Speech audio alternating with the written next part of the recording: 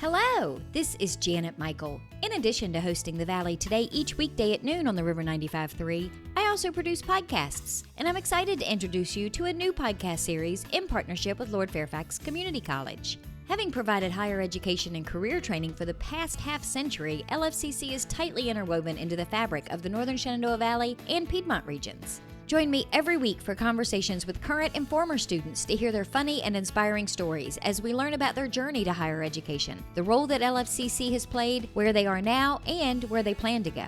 We'll also talk to current and former professors about their experiences and best memories of LFCC over the past 50 years. Get every single episode as they're released on our website at theriver953.com under the podcast tab, or you can subscribe for free in Apple Podcast, Google Podcast, on Spotify, Amazon Music, wherever you listen to podcasts. Just search for LFCC Stories.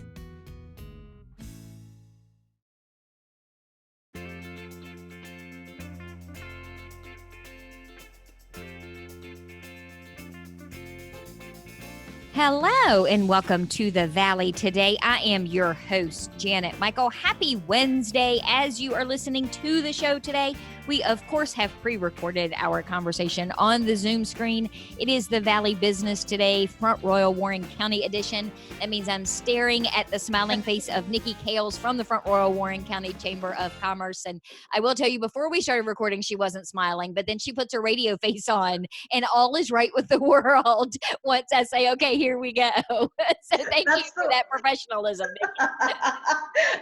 Nikki. You've trained me well. I mean, we've been doing this long enough to, it's crazy. It's the,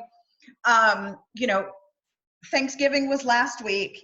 The chamber is typically closed on Mondays. I typically work from home, in order to get things caught up. And so I just got in this morning, and just the sheer number of phone calls and that sort of stuff, and trying to catch up with everything, it's crazy busy, which is good. I am certainly not complaining. Well, and having a Christmas parade coming up this weekend probably doesn't help your zen very much on a Tuesday that's masquerading as a Monday. Right. Well, and folks take the Christmas parade very seriously. And, it is a fun, terrific event. And it is beloved by many. So, and taken very seriously. and it's still on. I mean, in light of the governor's recent orders, and I know we're going to talk about the impact that's having on the business after hours for December, but the Christmas parade itself is still going to happen. Can you give me a rundown on the changes and the whens and the wheres and all that sort of stuff? Of course. Absolutely. So yes, it is going to happen, but there have been some, pretty big changes to the event. So we've had to change the parade route. So for anybody who's ever been to the Christmas parade, they know that in particular, the gazebo Main Street area turns into really what feels like a mini Times Square. I mean, the energy down there is insane, and it's terrific. And I'm going to miss that this year, but this year is not the year to have that happening. So we have changed the parade route to the same parade route as the Fireman's Parade uses every year, which is straight down Commerce Avenue.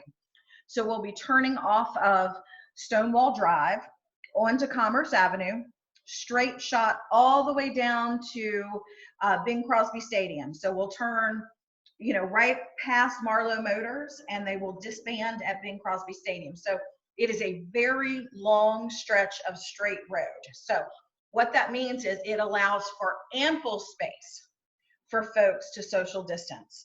What we don't want to see along the parade route is people standing together in large groups and, those sorts of things. The whole reason for changing the parade route is so that we can still have the Christmas parade safely. So people can still enjoy this wonderful community event, but we can do it safely. So we're asking that people please, please, please respect all of the CDC guidelines, and let's all do our part to mitigate the spread. And I know from looking at some of the numbers over the last several days, week and a half, Warren Hmm. County's numbers have ticked up a little bit. And I think sometimes people are thinking, well, if this is an outside event, then I don't have to follow all of those events, all of those rules because it's outside. And that's not the case. You're still going to probably should wear a mask. You're going to need to keep 6 feet from people you don't know. Now, if you're in your little household pod, that's one thing. But if there are neighbors or strangers less than 6 feet away from you, you want to have that mask on, whether you're outside or not. Oh, of course, absolutely. And I think there's, and of course, everybody has different feelings about this. I know it's a sensitive issue, but the truth of the matter is, yes, if you're outside but you're conversating with people that, yeah, you don't live in, that don't live in your household, and you're conversating with them closer than 6 feet, then yes, you should be wearing a mask. It's, what we want to do is, we don't want to see those numbers continue to grow and grow and grow. We're fortunate here in Virginia right now that, the cases are going up, but they're not going up in the manner that they are in some of the other states. Right. Some really, really scary things are happening around the country. And so we really all should be doing our part to Keep that from happening. keep it from happening here. Absolutely. So what is the date and the time of the Christmas parade? Okay. So it's this coming Saturday, which is December 5th. The parade starts at 4 p.m. We will start lineup at 2:30. Lineup will be on Stonewall Drive. And what I would say to folks, especially folks who are entering the parade, have a little patience with us. This is the first year that we've done it this way. We hope, of course, next year to be back on Main Street because the ambiance of the gazebo and the lights and all of that. But please have patience with this year. It's a learning experience for us as it is, for everybody else. And for the folks who live in that neighborhood, we will absolutely do everything in our power to make sure your intersections aren't blocked and those sorts of things. So we will also be very sensitive to you. So just know we're going to do our absolute best to make this a pleasant experience for everybody involved. And it's not too late, as people are listening to this on a Wednesday, it's not too late to get their entry in. My guess is the phone ringing behind you was probably somebody calling to say, can I still get an entry, or did you get mine I sent already? Yes.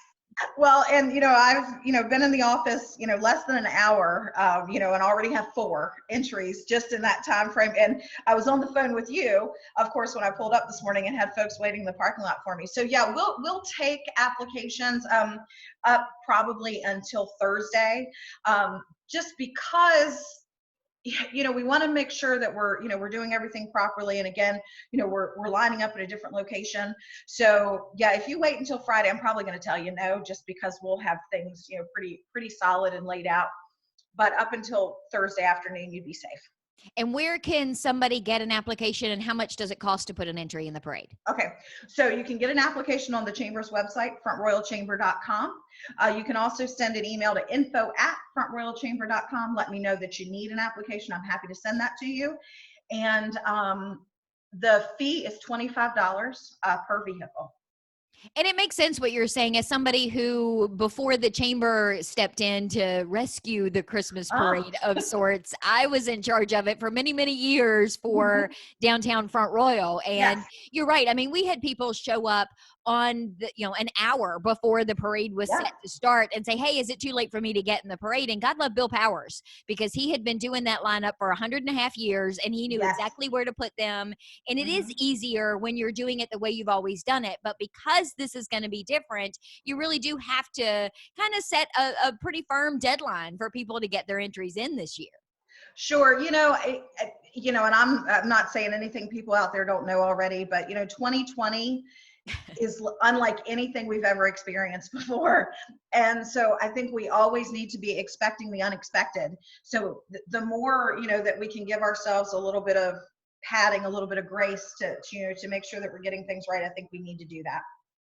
Well, I will tell you that yesterday on the show, Carrie Hahn it was Tourism Tuesday, Shenandoah County edition, and Carrie Hahn and Tom Eshelman were on the air with me, and Tom was telling us about the drive-through Christmas lights at Shenandoah County Fairgrounds. But when we finished recording the show, Carrie and I were talking about her January show. And we have decided that we are both more than done with 2020. So we are going to record 2021's January show in December at a vineyard. We're going to be our socially distant, selves, but we are going to toast 2020 out of here before it's actually over, in the hopes that that gives us, good vibes going into 2021. I think that's a fantastic idea. So I don't know if you remember this or not. Yeah, I'm sure you do. And I don't know how many years ago this is, Janet. It's probably a decade ago. But do you remember the year that we went out in the back parking lot of the chamber, which was located on Main Street at the time? We had written all sorts of things on paper, and we burned those as part of, moving into the new year. I do remember that, because I was afraid my Attica was going to roll up with a fire truck and ruin our fun. So yeah, I mean, I think there's something to be said for those sorts of rituals too. I'm hoping that 2020, we can leave that in the dust, and 2021 a nice, calm, normal year. That'll be okay too. That's exactly what we're going for. That's going to be the vibe that we put out there. Well, I mentioned at the top of the show that the new governor's order is going to be a little bit of a change to the business after hours that the chamber was going to partner with AirServe on. Yes. Let's take a break. When we come back, can you give me the details for how that's going to look going into the next couple of weeks? Absolutely. Okay, we're going to do all of that in a couple of minutes. We are on the Zoom screen today with Nikki Kales from the Front Royal Warren County Chamber of Commerce. It is the Valley Business Today Front Royal Warren County edition. We just got all of the details for the Christmas parade that is happening this Saturday, September. I'm going backwards already. This Saturday, December 5th at 4 p.m. You can get parade applications at frontroyalchamber.com. We're going to come back and continue our conversation with Nikki in just a couple of minutes.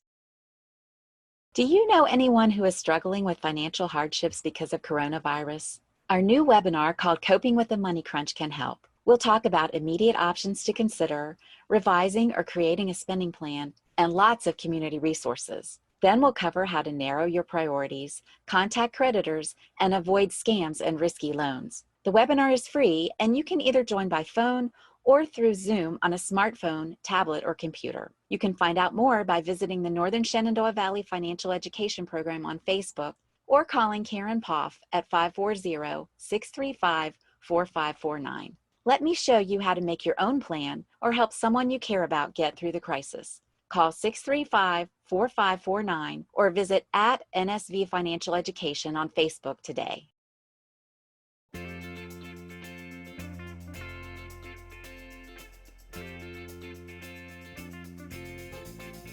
Welcome back to the Valley today. I am your host, Janet Michael. Happy Wednesday. As you are listening to the show today, we, however, have pre-recorded our conversation on the Zoom screen on a Tuesday morning. It is the Valley Business Today Front Royal Warren County edition. So we are on the Zoom screen today with Nikki Kales. She is the president of the Front Royal Warren County Chamber of Commerce. And Nikki, we got all of the details for the Christmas parade in the first segment. So if somebody missed the first half, they can go to theriver953.com, click the podcast tab. You can listen to all of that so you don't miss any of it. But the gist is they can get a parade application up through Thursday at frontroyalchamber.com. $25, fill it out, and the parade route's on Commerce. That's kind of the Cliff Notes version of what we talked about. We mentioned in that first segment, too, the recent change to the governor's order limiting gatherings to 25 people inside or outside. Mm-hmm. Now, this is different from the Christmas parade, but still is going to have an impact on the business after hours that you were planning to do with AirServe, doesn't it? Yes. It does, absolutely. And, in the governor's orders, he's working really hard, to try, and do exactly what we talked about earlier, mitigate the spread, those sorts of things. But those orders can be a little confusing. And, so it can, you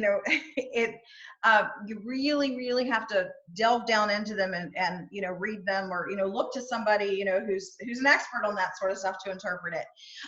But essentially what that meant for us, we were going to have an in-person business after hours at AirServe, in their new location, socially distanced. Of course, it's a large building with masks, that sort of stuff. But the new order eliminates that as a possibility. So what's happening with that event is it's changing quite a bit. So December 9th is the date, and we're going to be doing a number of things on that day. So at 1 o'clock on December 9th, we'll have a ribbon cutting. Now, the ribbon cutting, we'll have, the elected officials, folks like that there, everybody will be masked. But we'll also show that ribbon cutting on Facebook Live. So folks can tune in on Facebook Live on the 9th on the Chamber's Facebook page, to watch the ribbon cutting. And then the folks at AirServe are going to be offering tours of their new building from 1:30 until 4 on the 9th. So if you want to have a tour, you can go to the Chamber's Facebook page, search that event, and it'll give you the information on how to schedule a tour. And then that evening, we're going to do a virtual business after hours. So we'll be on the Zoom screen. I've got that event up as well, and there's a link to the Zoom. We'd love to have as many people join us as possible. And we'll do some fun things. We're going to do the best decorated Zoom screen will win a prize. So does it have to be Christmas decorated? Because I guess I could find a little mini Christmas tree to put behind me. Otherwise, my coffee thing yours might is just... pretty, yours is pretty spiffy. Yours is probably the best Zoom screen. All of us at this point have been on a lot of Zoom calls. And it's real. It's not one of those fake virtual ones. It's a real, this is what my kitchen looks like. It is, yes. So that, that's going to be a fun added component, I think. It's the Chamber's December business after hours. You've been to a number of them. They're always so fun and festive. But we also have always, at every business after hours for the last decade, we've raised funds for the Warren County Foster Care Program, a program near and dear to my heart. You've had those folks on several times. The stories, about the things like, senior pictures and, those little things that you don't think about, that the state money can't pay for.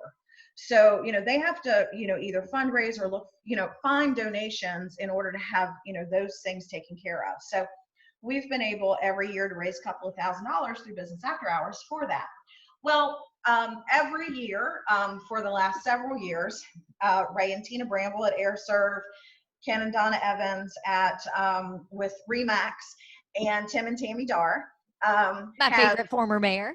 Yes, have always matched donations up to $500, and so that's always put us, somewhere between $2,500 and $3,000. So those guys are going to do that again this year. And so what we're going to be looking for is folks between now and the 9th to donate towards the Warren County Foster Care Program. And we'll have some information up a little later about, how they can do that. Now, of course, folks can always, drop a check off here at the Chamber office, put one in the mail, and we'll see that it gets, appropriated to the foster care program. But that's an important component of the December business after hours. And, I know 100% Ray wanted to make sure that tradition continued. Well, I like the idea of them doing the tours, of being able to schedule a tour between 1:30 and 4, because if you're there for a regular business after hours, you get caught up wandering around, talking to friends, catching up with people, and then you leave and realize I never got to see what their actual building and all of the stuff looks like. Right. So this way, you're really going to get some one-on-one attention and learn a lot, because there's a lot of stuff that they do at AirServe that I think a lot of people have no idea happens behind those four walls. Oh, no, you're absolutely right. It is very interesting. And, they took this building and they really did a terrific job renovating it. And, I think not only because of what they do and all of the different services they offer would it be interesting, but just to see the way they took a lot of time. You could just, with their sort of business, you don't expect to walk into an office that's immaculate, very nicely decorated with, what are those? I don't even know what they're called, Janet, but those sliding they're almost like barn doors, but they slide on the, Tina added those sorts of accents. I mean, it's incredible. So if you have the opportunity, you have the time and you can schedule one of these tours, I would absolutely encourage you to do so. And knowing Ray and Tina, you might get like a freebie here and there, because I know they're all about like free filter Fridays and all of that cool stuff. So even if you don't leave with something in your hand, you're going to leave with cool information in your brain. So one way or another, it's a win-win all the way around. Right. Mm-hmm. Yeah. And you're likely to get Ray being the one taking you for the tour, because, yeah, what better tour guide could you have? So we got to wrap up in a couple of minutes. But I wanted to make sure that we at least touched on shopping, because Christmas season. I joked yesterday that with Tom and the drive-through Christmas lights at Shenandoah County Fairgrounds, he was ushering in my official start to the holiday Christmas season. And I heard on the Today Show that Cyber Monday netted $11 billion with a B dollars.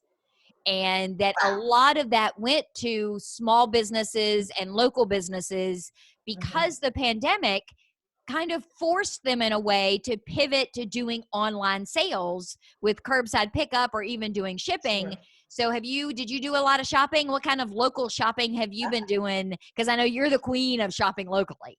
Well, I try really hard, and this year more than ever, it's important. I don't think there's ever been a more important time that you support your local businesses. Whether it's, through gift cards or, promoting those businesses, telling people about a business they didn't know existed, those sorts of things. And yeah, I've been trying really hard. I made a vow that this year, every single thing that I could get locally as a Christmas gift is going to be local.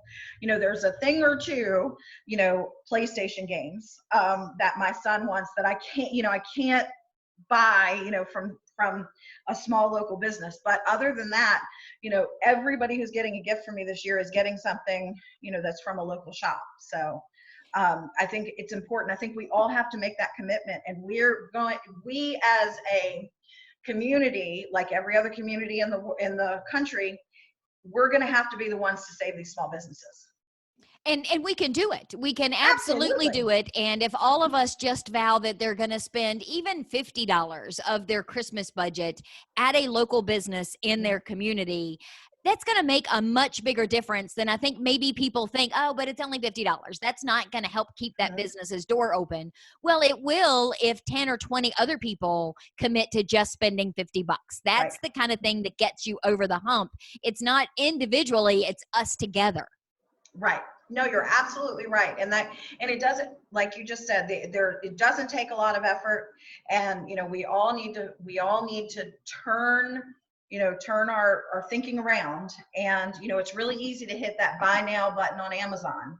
But again, that's not helping your local community. And so I think we all need to step away from the buy now button, and try really hard to, throw some money and support towards our local businesses. A lot of them are offering curbside. A lot of them are offering online. A lot are offering personal shopping. And you can actually call, I know a couple of businesses right now. I can tell you 3 businesses that I know for certain. If you called them on the phone right now, Play Favorites, White Picket Fence, and Turnmeyer Gallery. And I know there's tons others out there, but if you call those guys right now on the phone, they will walk through the store with you and give you a tour of the store on the phone and help you make purchases. So that's the sort of service that you're not going to get, when you're shopping, big box retail and when you're shopping Amazon. So it's definitely worth your while to take a little bit of time and spend some money locally this year. Well, and I remember when Mike was your guest a couple of months ago, or was it last month? I don't know. They all blurred together now. It might have been last month. But he was even considering doing some personal shopping things where people can schedule an appointment and they can come walk around in his store and do their shopping when nobody else is there. A lot of small businesses have really started to do that as well, just to make their customers feel more comfortable and still be able to have the shopping experience that I know is what I miss more than anything. It's just leaving the house for some retail therapy isn't as enjoyable now as it used to be a year ago. Oh yeah, it's hard. It's scary. It's difficult. And Mike is doing that at Play Favorites. I know, Scott at Turnmeyer Galleries is doing that. I'm sure, there's tons of other people, other small business owners that would be willing to do that for you. It's just a matter of, picking up the phone, giving them a call and asking them, and they'll do it. We're working right now. I'm hoping to have it up in the next couple of days. We're just putting up it's a very simple holiday guide. We're going to have a web page on our website that lists these local businesses and then what they have to offer. So if they do curbside, if they do shipping, if they offer gift cards, personal shopping, all of those things we just talked about. So there'll be a link to their website with their contact information and that sort of stuff. So it makes it a little easier for people to be able to do that sort of stuff. Awesome. Well, I will go check that out because I know Scott's got some really cool stuff I have got to get over there and get, because he makes candles. I do know that. I'm not going to call them mandals because he gets annoyed with me when I call them that. So I'm hoping he's not particularly listening in this last 5 seconds. But I actually bought one of those in a bacon scent for my husband for one of, birthday or something like that. So. Right. Yeah, they are awesome. So, well, Nikki, thank you for taking some time out of your Tuesday masquerading as a Monday to record a radio show that's airing on a Wednesday. I appreciate it. Love it. Thank you very much. I always enjoy this. I will be back tomorrow. Our conversation is going to be with Morgan and Sarah from the Barns of Rose Hill. They have some Christmas activities and things that they are going to be doing. So we're going to get all of the details from them tomorrow. So meet me back here just a few minutes after noon.